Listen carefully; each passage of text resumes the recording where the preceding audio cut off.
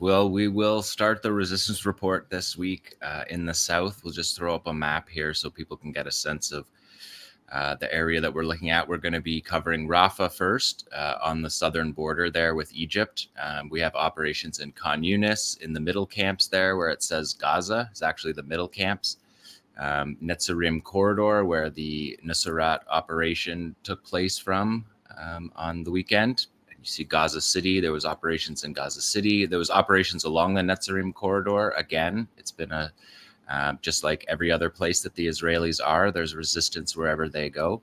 And then we have a follow-up this week to the Beit Hanun ambush that we covered a couple weeks ago, because a Qassam commander spoke to Al Jazeera and gave us some extended footage of that operation. So we will cover that. So we are going literally from the Egyptian border in the south to the very northeast of the Gaza Strip on the resistance report today. So we'll start with number one, because Israel's been saying that they have, we've heard this before, but last week they said they had operational control over the entire Philadelphia corridor along the Egypt-Gaza border. And what we're seeing here is Saraya al-Quds, Islamic Jihad's military wing, on the Philadelphia corridor. Clearly here you can see the wall there, and setting up mortar teams to fire on Israeli positions in the Philadelphia corridor. Israel taking the Philadelphia corridor, as I said on previous programs, is not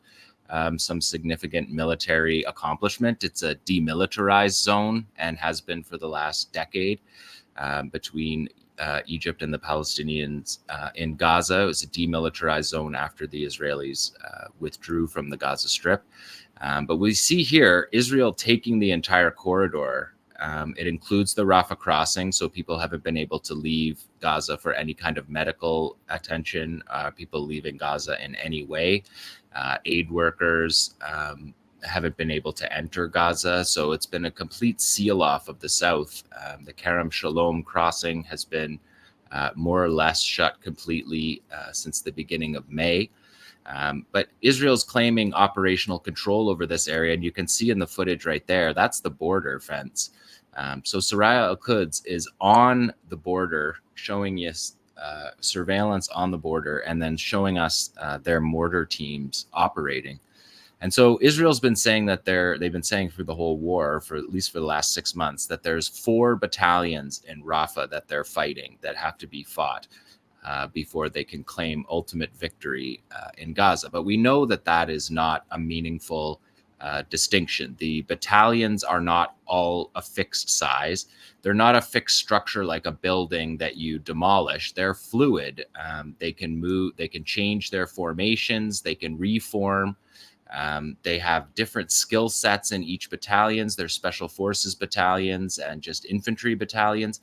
So this idea that there's 4 battalions, and as long as Israel touches each of the 4 battalions in Rafah, that they can claim victory in Gaza, is, like all the other claims, ridiculous. But Israel says that they will be wrapping up the operation in Rafah in the next few weeks, according to Israeli Army radio.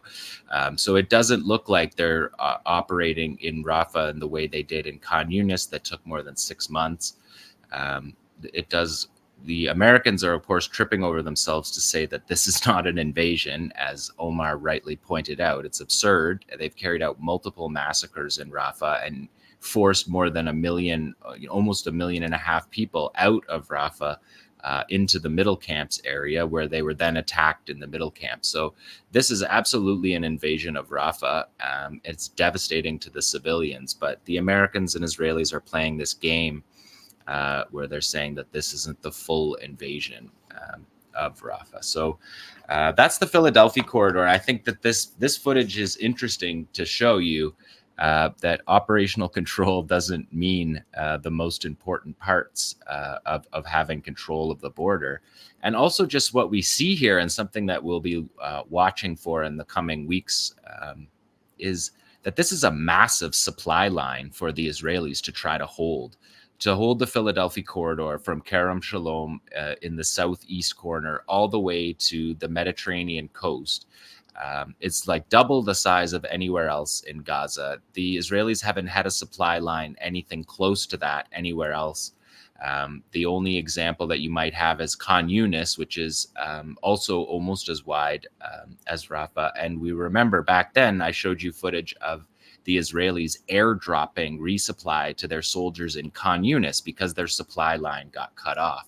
And so this supply line in Rafah is much more significant than the supply line was to 𝐄 𝐄𝐿 that required airdrops and was cut off. So this is something that I think we'll be watching for here on the border. Of course, the Israelis are saying that they're finding tunnels on the border here with Egypt, which is something that they've known about since the at least the late 90s. And one of the reasons why the Israelis left the Gaza Strip in 2005 was because of a series of attacks right along this route that you're looking at on camera right here, where underground tunnels were dug under Israeli military positions and blown up using the tunnel, blew up Israeli positions, blew up Israeli armored vehicles all along this corridor. This corridor was a fierce corridor of fighting all through the Second Intifada. As I've said on the show a number of times. We can go to number 2 here. This is fighting in south of Rafah. So they're just moving up from the corridor and fighting. You see the famous Yasin 105 tandem charge warhead on the Yasin RPG built in Gaza, hitting their 𝐴𝐚 troop carrier.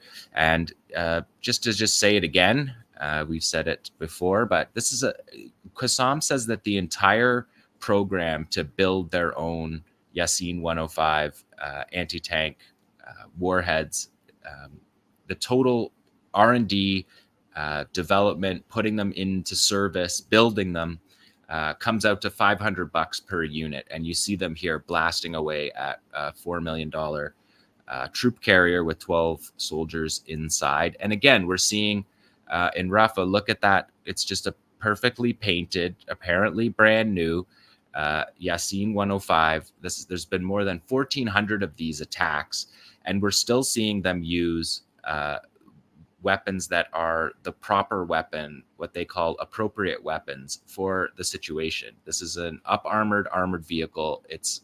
They used the Yasin 105 against the heaviest armed vehicles, and in Rafah they're using these supplies, and we'll watch all through this show that they use them all throughout. We can go to the next one. That they use them all throughout Gaza. We're seeing the same thing. And so here you see a tandem 85. This is called a tandem 85 warhead. And what it was is 𝐓𝐡𝐞 added a tandem charge onto the original single charge 85 millimeters. So this is a pure 𝐓𝐡𝐞 creation. This weapon doesn't exist anywhere else in the world except for Gaza. And we see them using it here on Caterpillar D9 armored bulldozers because the armor isn't as thick as it is on the tanks. And so you can see there, that's the tandem 85. And so they're using, again, appropriate weapons, hitting these bulldozers with a weapon that is appropriate for their level of armor. You can see the slat armor there in that shot of 𝐓𝐡𝐞 puts up there. The slat armor attempts to break up the warhead as it comes in so that the shape charge doesn't form. But the armor is nowhere near as significant as it is on the armored vehicles. So we're seeing them use that. And again, we're looking here using the destruction, the military vandalism as cover. You can see the fighters are literally in the building beside these bulldozers, these tanks. We'll see it all through the program. We've seen it for the last 8 months. The fighters are able to move through the city and get in position to hit these vehicles from the closest possible place. And so that has been going on throughout this war as well. We'll just look at one more time. So he's in a building. He's in the closest building here to the D9 bulldozer. And the D9 bulldozers are shaping the landscape for the tanks. So where the bulldozers are, the tanks aren't far behind. They're shaping the landscape to protect the tanks. And I think we're going to see that in this next one here. If we go to number 4 tomorrow. Okay, yeah, that's good. People saw that one. So you can see here, this tank is in the middle of a destroyed area where the bulldozers have piled up in an attempt to protect the tank, which we can see there on film clearly didn't work. And this is now a second Yasin shooter. That's still the dust from the first Yasin. They're using side-by-side shooters in a building beside two tanks that are side by side. And you can see there the Yasin 105 on the left, he fires first, and the guy in the bottom there has the tandem 85. So they use the Yasin 105 against the tank, the first hit, but the second hit you can use the tandem 85 because the armor has already been weakened by the first shot. So we see two Yasins here versus two tanks, and then we see the tandem 85. If you look at the bottom of the screen there, you can see the tandem 85. He actually doesn't fire, but when we see that being used in conjunction with the 105, it's appropriate weapons because the armor is weakened by the original shot by the 105, and then they use the 85. So even in these instances where they're using the tandem 85 against a tank, it's still appropriate weapons. And this shot is interesting. You see the debris go up from this tank here, clearly being hit. That's not an interception by the Trophy 8 active protection system. The radar can't pick you up when you're popping out of rubble like this. So that's the dust from the original hit. So they're hitting two tanks with three Yasins, which is was something we have seen before, but is interesting to see in this intimate way here in southern central Rafah. This is actually in the Jibna block of Rafah. We go to the next one. The way that Rafah is organized, so Rafah is all one refugee camp according to the United Nations, but in Rafah they divide up all the neighborhoods by the camps' names from the villages that they left. Like Gibna is a village that was ethnically cleansed in 1948, that's just south of Jaffa, and the people from there walked to the Gaza Strip and set up in the refugee camp here. But in the neighborhood, they call the neighborhood the Yibna camp, but it's all Rafah camp. And we can see Yasin 105 strike, again, moving through the alleyways to get into basically the closest place you could get to hitting that tank. That's across the street, way too close for the active protection system to kick in. It's difficult to know what the explosions are. The explosions can be several things. So it's tough to say. I don't want to pinpoint exactly what it is, but I've read on previous programs what Israeli tank crew experience when these direct hits happen. Again, you can see that one there. The front of the tank is actually heavily armored. Of course, the tank is built to be heavily armored on the front, and the Merkava tank is unique for tanks because it has the engine block in the front as well. So a hit like that might not hurt the crew, but it hits the engine because the engine is in the front of this vehicle to protect the thinking is that it protects the crew even further to have the metal engine in the way. But when you hit like this, then you get engine kills. And when we talk about the Nusayrat raid, there was engine kills in the Nusayrat raid, which were one of the reasons why the Israelis extended their massacre in Nusayrat, because they were pinned down by the resistance. We can go to the next one here. So this is a 𝐓𝐡𝐞 𝐄𝐥𝐿 joint operation. You can see the Israeli soldier there. See him sticking his gun out the window, flagging his gun out the window. Soldiers in a window, 9 months on, still doing it. And 𝐄𝐥𝐿, if that soldier has his weapon where 𝐄𝐥𝐿 have their weapons inside the building, then he doesn't expose his position there, but he sees him dangling his rifle barrel out the window there, and he's about to get hit by a thermobaric warhead for doing it. You can see it come in just about in a minute here. And that's a fuel air explosion that is also a unique 𝐄𝐥𝐿 weapon because theirs is a tandem charge as well. So there's a component of it that can knock the wall out before the fuel air charge hits. So that's a devastating weapon that's being used. There was field reports from the other day that said that that there was a booby trap in a building in Rafah that killed. The Israelis admitted to 11 casualties, 4 killed, at least 7 wounded when the building was blown up. And the IDF said that that's not this one, that's a different event, but I just wanted to throw it in here while we're watching this one. The IDF said that they threw an explosive device into the building and it didn't explode. And so they expected that the building was safe, and entered, and 𝐓𝐿 booby-trapped the building and exploded it over their entire unit that had entered, which is just interesting because the Israelis threw the explosive device in order to set off the booby trap. And when the booby trap didn't go off, they thought they were safe. And so it's just a little example of how the luring part of the ambushes is so critical, because the Israelis are going into each of these buildings expecting that there's booby traps and expecting that they're going to be ambushed. And so how you can disguise the ambush is critical to the mission's success. And on Monday, there was 11 casualties in Rafah carrying out an operation like that. And that's a thermobaric warhead through the window. We can't see the window, but you can see the edge of the building there. So they're firing in. The soldier exposes himself with the rifle from one position and then is hit through a window on the other. Let's go to number 6 here. This is moving to 𝐶an Yunus, because 𝐶an Yunus has been out of the fight. Israel pulled out after that spectacular ambush on the night of power during Ramadan, and that chased the Israelis out of 𝐶an Yunus. But here we see 𝐓𝐡𝐞 𝐄𝐥𝐞𝐜 and 𝐶assam fighters loading up 107 millimeter rocket artillery here. And we see them again using their iron peacemaker, play on the Iron Dome, peace enforcer, maybe we'll call it. That's the firing, the control device for firing these rockets. You could see that 𝐶assam has their own built with labels on it, and they call that version 3. So it's the third version of the Iron Peacemaker. And this fighter, as he's loading the fuses, that's putting the fuse on the end of that weapon. So the weapon is not, it's safe until you put the fuse on. So they're using proper techniques here. This fighter says, "Our message to Israel: we have sworn to be the generation of liberation. We will have nothing for you but swords and fire, and the sword of Al-Quds remains unsheathed. You will not return to the envelope. You will not return to the envelope," he says. And this is something that captives that have been released had said that their fighters said to, that their guards said to them too, in their, they had positive relationships. And the guards said to them, like, when we let you go, don't move back to the envelope, move to Tel Aviv, don't move back to the envelope.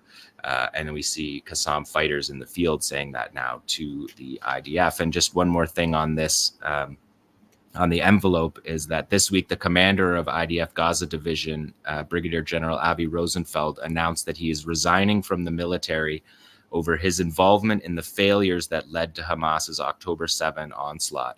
In a letter to the head of the Southern Command and the IDF Chief of Staff, Rosenfeld writes that on October 7th, I failed in my life's mission to protect the Gaza envelope. So they're IDF taking the fall there for the devastating military defeat that they suffered on October 7th. And in that video from 𝐶an Yunus, we have the fighter telling the IDF and telling the Israelis that they're not going back to the envelope, that they're going to keep up the attacks to prevent them from going back to the envelope. So that's interesting note that I wanted to throw in there. So we're going to move to the middle camps now. That was Rafah, 𝐶an Yunus. Now we're moving up to the middle camps. This is Deir al-Balah. In the middle camps, and the Israelis invaded. This is number 7 tomorrow. The Israelis invaded earlier on Wednesday of last week, just as we were doing our show. Last week they invaded, and they said after the Nusrat invasion raid that what we're watching here, this invasion of Deir al-Balah,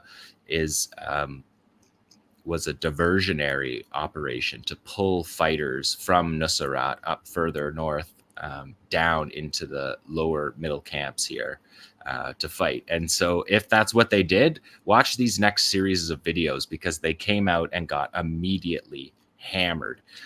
You can see that's a tank there going up. You can see the fighters using the olive groves here, very Palestine, using the olive groves to watch this guy get, when he gets his helmet cam down, you're going to see the tanks just right in front of him. And they're moving through tunnels. All of these videos are all the underpinning of these videos is that these are tunnel operations. The fighter goes back down in the tunnel, and you can hear him in the audio. If you go to my Twitter, you can hear the full audio. But he goes down in the tunnel and he says, "I blew it up to the squad." You saw the fighter there with bare feet. I think they use bare feet when they're coming out of the tunnels because the tunnels are so sandy. We've seen that a number of times. I think that's what that's for. We saw them barefoot when they raided in Gaza City, when they ran up the side of that sandy berm that the Israelis had built.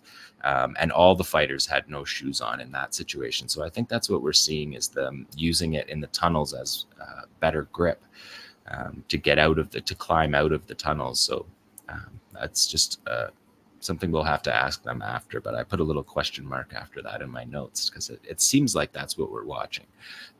But again, it's just incredible. Guy with no shoes blasting a $6 million Merkava tank with 10 guys inside cowering. They're cowering in the fight, but they're firing tank shells at civilians who have moved from Rafah up to Deir al-Balah to escape this. And as soon as they got up there, they're hit as soon as they moved. And there's 1 million plus people that moved from Rafah to the middle camps, to Deir al-Balah.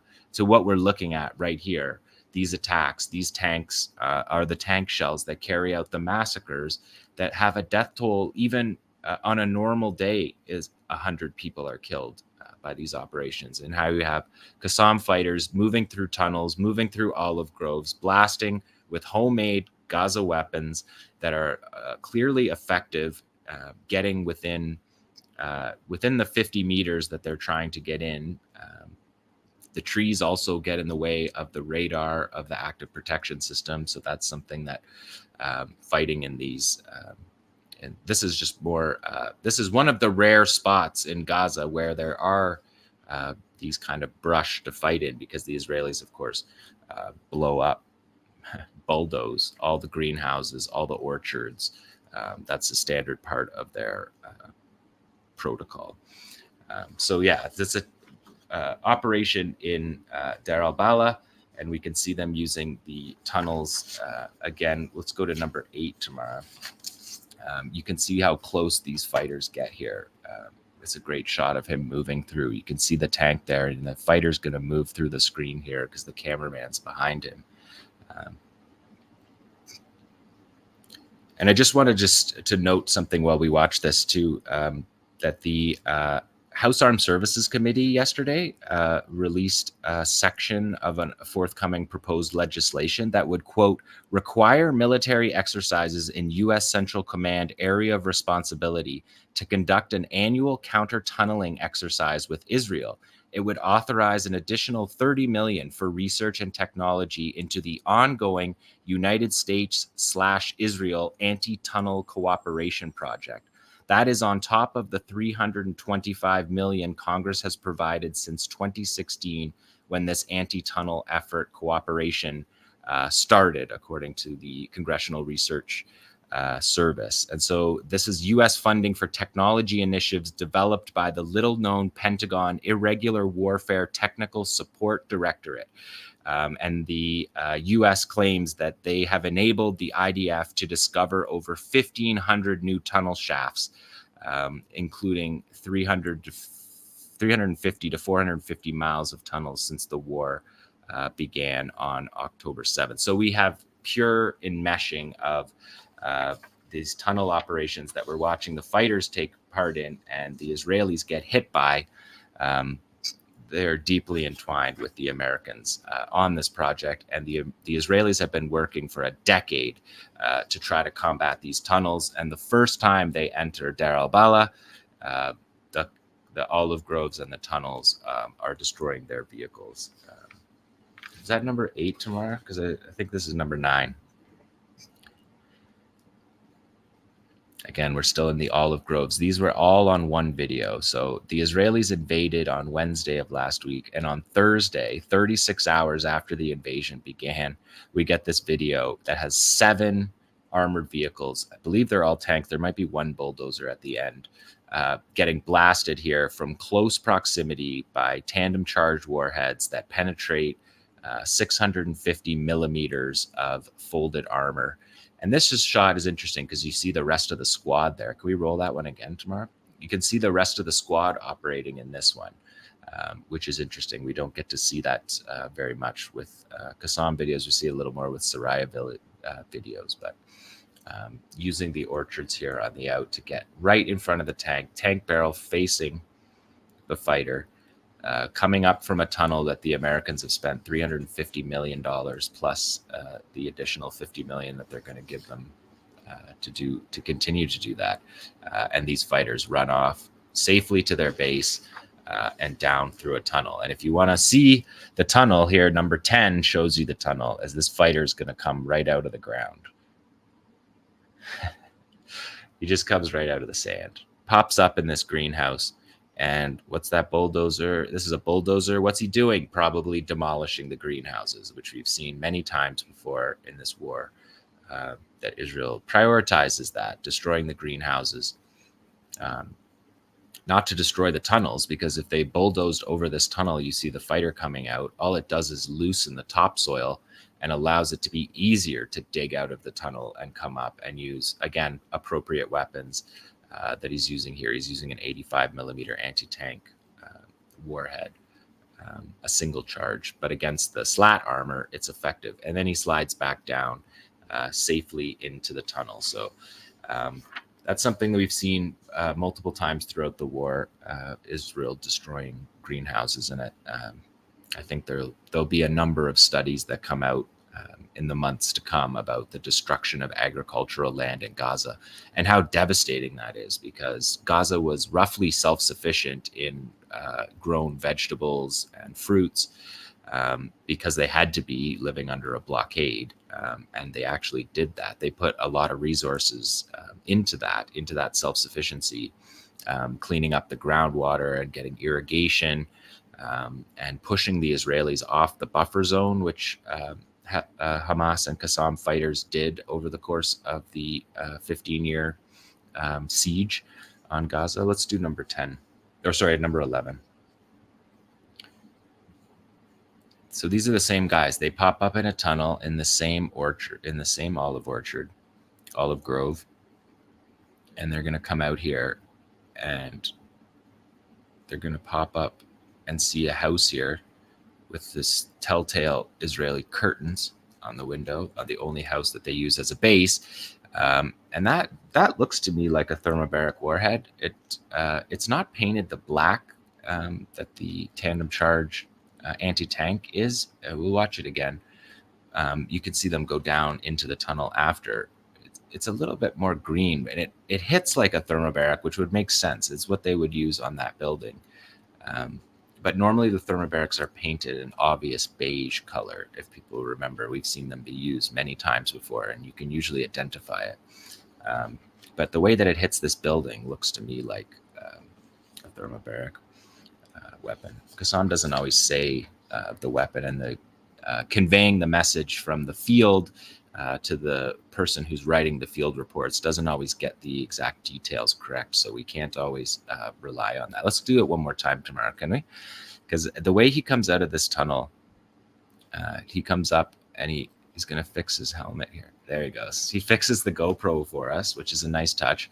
And then he sets himself up here, and watch him just move through the trees to get into a position, fire, and return immediately to his base safely. It's not a martyrdom mission. It's effectively executed mission where they know underground, the fighters are underground, and they know where to come up to hit the building that the Israeli force is in. And that's the advantage that 𝐤𝐿 has had for this entire war. And we've seen it in many different ways manifest itself. In this case here, because they are mapped, because it's mapped out underground where they are, they're able to pop up based on where the Israelis put themselves that day. So surveillance above the ground is communicating with fighters under the ground, and they're navigating their way through and are able to come up and hit. So that is the middle camp's fierce resistance, and the Israelis pulled out yesterday. So it does seem like it was a diversionary operation to allow the Nusrat massacre to take place. Thanks for watching this video. Please subscribe to our YouTube channel, hit like, leave a comment, these engagements help us with the YouTube algorithm, and it helps us to get around Silicon Valley censorship as much as possible. It does make a difference. You can also support our journalism by going to electronicintifada.net and clicking on donate now. Thank you.